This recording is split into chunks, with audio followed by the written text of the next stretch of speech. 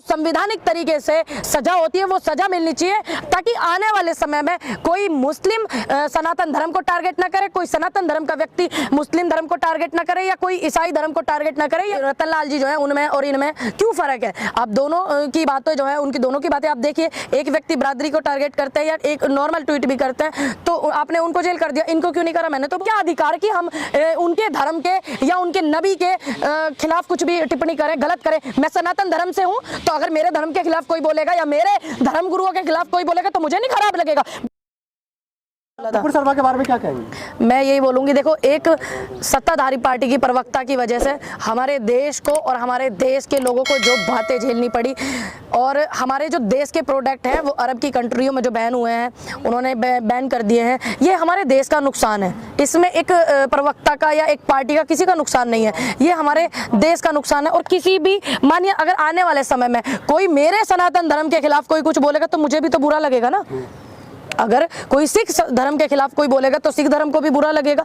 किसी भी धर्म के खिलाफ या उनके धर्म गुरु या उनके नबी या उनके गुरुदेव नानक देव या कोई भी व्यक्ति ऐसे जो हमारे धर्म गुरु होते हैं उनके खिलाफ कोई बोलेगा तो बुरा तो लगने वाली बात है ही।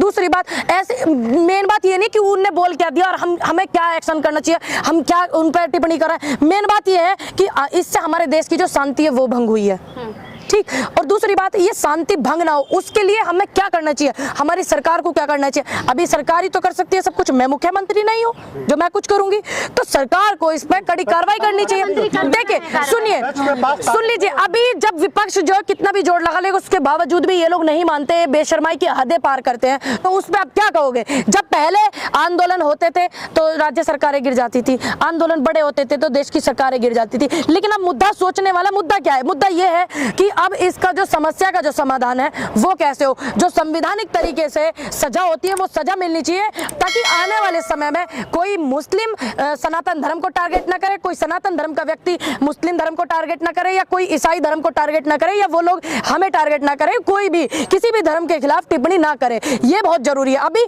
मेन मुद्दा क्या है? मेन मुद्दा तो ये है ना कि संवैधानिक तरीके से सजा जरूर मिलनी चाहिए। लाल एक ट्वीट कर दे तो जेल चले। हाँ, वही देखिए, वही मैं बोलने वाली हूँ। लेकिन माफी मांग ली, ये अच्छी बात है, लेकिन एक ये ट्वीट भी मैंने रीट्वीट भी किया हुआ है।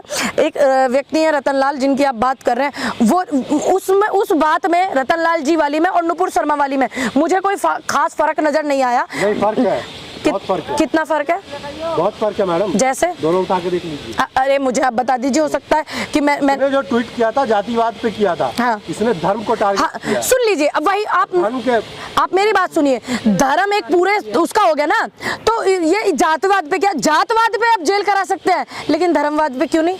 लेकिन इसलिए मुझे फर्क नजर नहीं आया, क्योंकि जब आप जातवाद पे करा सकते हो तो आप इतना फर्क क्यों करो? आप उस बात पे भी उनको जो संविधान में सजा दी गई है तो करवाना चाहिए सजा। ये कहा था अगर ये शिवलिंग है, अगर है, प्रमाण नहीं था कि है या नहीं है, तब उसको मिला है, और कहा नहीं था, लिखा था, उन्होंने रीट्वीट किया। हाँ, वही तो मैं बोल रही, तो फिर यहाँ फर्क क्यों?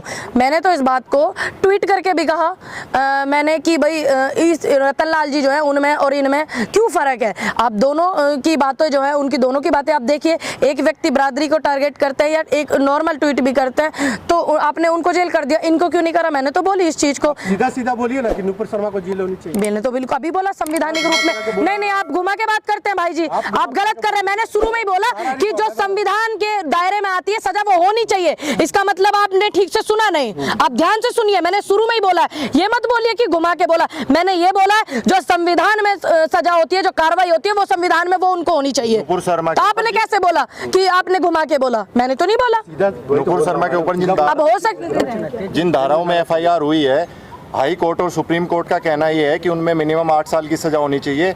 अगर उससे कम है तो उसे गिरफ्तार नहीं किया जा सकता, चाहे उसमें ओवैसी हो या नुपुर शर्मा हो। देखिए, अब ये तो नई बात है, एक तो सॉरी बोल दो, एक माफी मांग लो, एक सपोर्ट कर दो, एक ये नई बात। एक तरफ तुम उन्हें वो देने प्रोटेक्शन करने लग जाओ, एक तरफ तुम उनको पार्टी से निकाल दो। यूँ समझ में सिस्टम नहीं आ रहा, सीधी बात करनी चाहिए ना।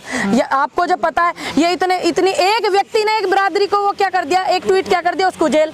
एक व्यक्ति ने किसी के लिए 2 शब्द बोल दिया, उसको जेल, है ना। तो यही बहुत सारी चीज है। अभी क्या करें, मैं अगर पार्टी में हूँ तो मैं भी तो सही बात को कहूंगी ना।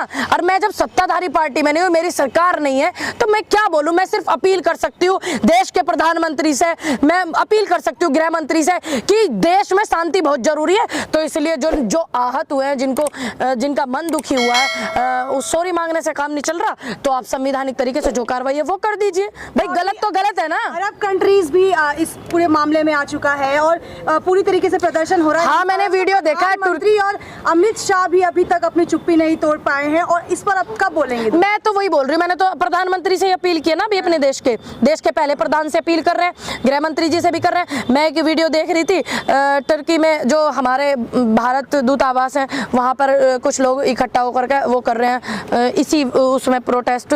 तो इस चीज़ को आप ज़्यादा क्यों बढ़ावा दे रहे हो? आप सरकार में हो, आपका काम है देश में शांति, आपका काम है दूसरे देशों में हमारे प्रति जो सम्मान है वो बना रहना चाहिए। सरकार का भी काम है, हमारा भी काम है कि हमारे देश का सम्मान बना रहनी चाहिए। क्यों जगह जगह हमारे देश की वो कराना चाह रहे हो? तो आप इस मैटर को खत्म करो, जो कानूनी कार्रवाई है वो कानूनी कार्रवाई करके। 2 बिलियन के करीब लोग हैं जो मोहम्मद साहब के उन पे चलते हैं, तो उसूलों पे, उनके उसूलों को मानते हैं। तो हम उन पे टिप्पणी क्यों करें?